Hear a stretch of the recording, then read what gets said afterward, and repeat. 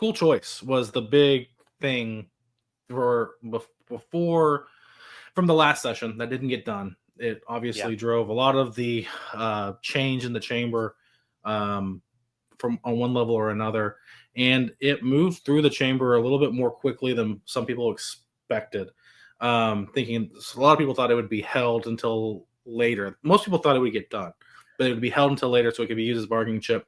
It passed pretty quickly. From your view as a freshman who, that played a part in your primary, I presume, but what was that like, seeing that large of a bill being pushed through, and what kind of what did you see happening, and then what did you learn from just being involved with that?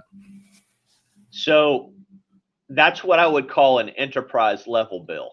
And I mean, from the time you walk in on January 14th until it passes, everybody's talking about it. And so when the bill finally gets filed, Garrett, the bill is massive. And well, I shouldn't say that. I think it was like 28 pages, something along those lines. And so I really wanted to read it and understand it before it came to the floor, before I signed on to it. So I was the 75th person to sign on to the school choice bill, which I think was HB2.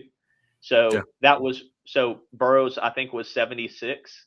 And that was when Abbott announced that he had the votes to pass it. Okay. And there was a lot of pressure on me. You need to co-author this. You need to co-author this. And I said, well, I want to read it. It's just like 2 or 3 days after it had been filed. And so just to give you, here's a funny example of the psychology of the legislature, Garrett. The first time we heard of the bill was in a House Republican caucus meeting that took place after the floor action. It had been filed that morning. Okay. And so the bill comes through the House Republican caucus, and the co-author sheet is there. Buckley's got the co-author sheet, and he's passing around the caucus, and people are signing onto it. And I'm like, no one in here has read this bill. No one. And by the time the caucus meeting was over, there's probably 60 signatures on the bill. I'm like, no one has read this bill. And so I wanted to at least read it before I signed on to it. And fortunately, such a lawyer. I know. I think at a minimum, that's what people ought to expect me to do. I was like, as a lawyer, there is no way I'm going to sign on to this without reading. So, makes sense. And there are people like, what are you going to do? You're just going to read every bill before you sign on to it? I'm like, yeah, I might. I might. Most of them are real short, or they only change like a couple of words over. It's not. Most of them are real short. It's the long ones that But that was only the beginning of the pressure campaign, though.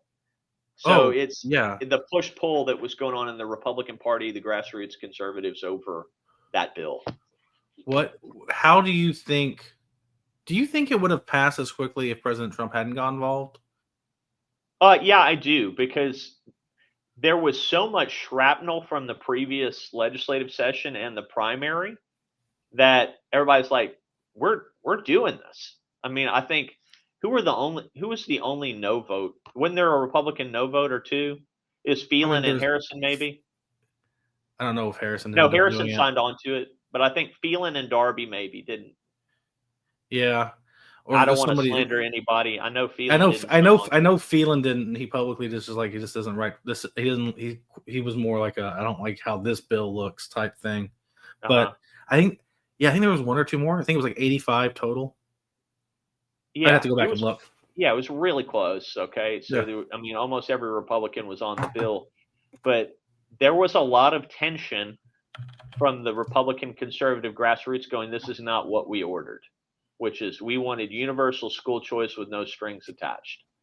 And so where I landed on it is, this is at the end of the day a government program.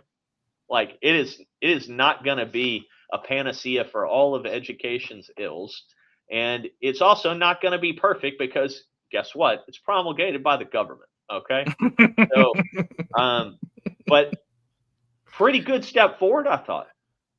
Pretty good step forward. I think we will have some good success stories out of that. But boy, did the Democrats hate it. How long did we debate that sucker on the floor? 8 hours, probably. Oh, it was a long time. Yeah, it Lord was knows not it was quick. till after midnight, I think, wasn't it? That one, I think so. I Yeah, would have it went to. late. And it was SB2 because the HB2 was the like the The funding bill. with a funding bill. That's right. That's right. You're right about Sorry, that. I was trying to look it up real fast. I don't think I'm going to get there quite in time. But votes. Yeah, I think it was 28 pages, but it was Second, sub. Yeah. third reading on the floor, 8661. All right, I'm not going to scroll through. Does it have a timestamp on there? It was almost like budget night. It went late, as I recall. It went quite late. But no, it does. I mean, what the program I'm looking at doesn't have it. It might have it on TLO. And by the way, if you're listening and you're listening to us talk about certain things, TLO is an easy resource online to go back and look and see how any bill happened. And if you're watching it during a session live, if there's a bill you care about, you can get alerts sent to your email. So if you're looking to kind of follow along to have a better idea of what's going on, TLO is a really great resource that's provided by the state to help follow along the legislature. Yep. Well, I think, the ESA fight was interesting for a lot of different reasons.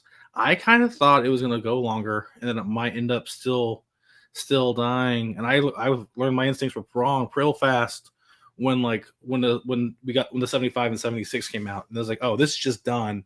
Now it's just rearranging, a couple commas here and there just to make sure that the bill is better. You may be right that Trump impacted that more than I realize. I mean, in some ways, it's like survivorship bias. Like I'm thinking to myself, the bill passed because everybody liked it because I liked it, and so there may be a bunch of Republicans who are going, I don't want to get on the wrong side of Trump on this, and Trump is very loud. So I don't know how everybody else thought about it. I just kind of like the bill. Well, I think part of it was we went from this last one where everything was up in flux. It was all about your vote on the Darby Amendment I think it was the Darby Amendment from the 88th, the last special session, to not everything, but a lot of it was around that, to, the president of the United States, who's very, very, very, very, very popular within our party because he's our nominee and our president, and the governor basically saying, I'm going to endorse you if we pass this and you vote for it. Like, he's like basically saying, I'm not going to do what I did to you last time, and you'll have our support. Like that is like, like that is that it's not legislative bribery, it's legislative negotiation, but it's bare knuckle stuff. It's politics at its most political. No doubt. And some will say that's at its worst, depending on whether they wanted the school choice bill or done or not. But you're in it long enough, you're going to see it pretty much once a session. It's always interesting to see what it'll be. This time we knew it was going to be school choice. But I think since school choice had already happened, it kind of led it down.